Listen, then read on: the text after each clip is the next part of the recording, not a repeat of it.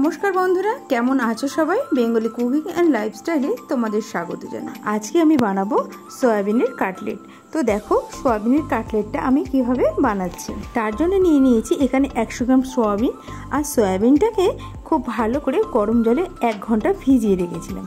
और तोमरा के के सोयाबिनेर काटलेट बानिये खेयेছো एर आगे आमाके प्लिज कमेंट करे जानियो। सोयाबिनटा भिजे गेले भालो करे जल चिपे एकटा मिक्सिंग बोले সয়াবিনগুলোকে নিয়ে নিলাম। তো দেখতেই পাচ্ছ সয়াবিনগুলো আমার পেস্ট করা হয়ে গেছে। এবার এগুলোকে একটা পাত্রে ঢেলে নিলাম। আগে থাকতেই দুটো আলু সিদ্ধ করে রেখেছিলাম, সেই আলুগুলোর খোসা ছাড়িয়ে ভালো করে পেস্ট করে নিয়েছি। পেস্ট করা সয়াবিনের মধ্যে আলুগুলোকে দিয়ে দিয়েছি। আর দিয়ে দিলাম পেঁয়াজ বাটা, দিয়ে দিলাম রসুন কুচি, দিয়ে দিলাম আদা বাটা, লঙ্কা বাটা, আর দিয়ে দিলাম বেকিং সোডা, দিয়ে দিলাম চিলি ফ্লেক্স, দিয়ে দিচ্ছি চাট মশলা, আর এখানে দিচ্ছি সানরাইজের মিট মশলা।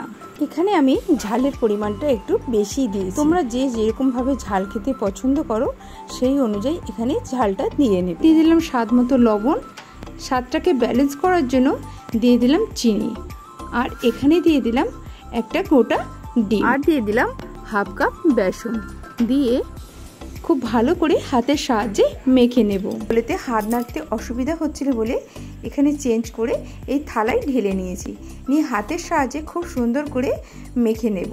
এরকমভাবে কাটলেটের শেপ দিতে চাও সেইভাবেই কাটলেটের শেপটাকে দিয়ে নেবে। আমি এখানে দেখো গোল গোল করে শেপ দিচ্ছি, আর কটা ডিম্বাকৃতি করে দিয়ে দেব। নিরামিষের দিন বাড়িতে অতিথি আসলে খুব সহজেই কিন্তু এই সয়াবিনের কাটলেট বানিয়ে দিতে পারো, খেতে কিন্তু দুর্দান্ত হয়। পেঁয়াজ, রসুন আর ডিম ছাড়া সব মশলাই কিন্তু এই কাটলেটের মধ্যে দিয়ে নিরামিষ কাটলেট বানিয়ে ফেলতে পারো। জানো তো, হয়ও কিন্তু খুব তাড়াতাড়ি।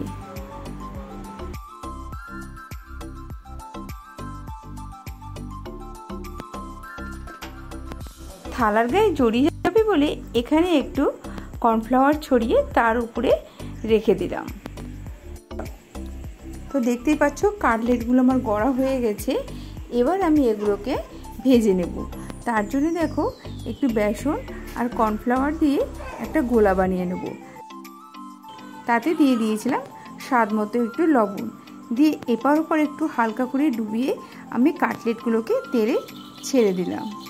আর হ্যাঁ, মনে রাখতে হবে তেলটা কিন্তু হাই হিট হলে হবে না, মিডিয়াম গরমে ছাড়তে হবে। আর হ্যাঁ, গ্যাসের ফ্লেমটা কিন্তু লো টু মিডিয়ামে রেখে দিতে হবে। তো দেখো এইভাবে উল্টে পাল্টে আমি কাটলেটগুলোকে ভেজে নিলাম লাল লাল করে। তো দেখতেই পাচ্ছ কাটলেটগুলো কিন্তু সুন্দরভাবে ভাজা হয়ে গেছে। এবার এগুলোকে তুলে নেওয়ার পালা। আর এখানে দেখো যে ডিম্বাকৃতি কাটলেটগুলো করেছিলাম সেইগুলোই দিয়েছিলাম। কত সুন্দরভাবে লাল লাল করে ভাজা হয়েছে। আর এর গায়ে সাদা সাদা যেগুলো দেখছো না, ওগুলো কি বলো তো, কর্নফ্লাওয়ার। যেহেতু কর্নফ্লাওয়ারের থালার মধ্যেই রেখেছিলাম, তার জন্যে ভাজার সময় ওর গায়ে একটু সাদা সাদা ফুটে গিয়েছিল। রেসিপিটা কেমন লাগলো তোমাদের অবশ্যই কমেন্টে জানাবে। ভালো লাগলে একটা লাইক করে দিও। আমার চ্যানেলে যারা নতুন বন্ধু আছো চ্যানেলটি সাবস্ক্রাইব করে প্লিজ আমার পাশে থেকো, আর পাশে থাকা বেল আইকনটি প্রেস করে দিও। তাহলে কি হবে, যখন কোনো নতুন নতুন রেসিপি ছাড়বো নোটিফিকেশানটা তোমাদের কাছে পৌঁছে যাবে।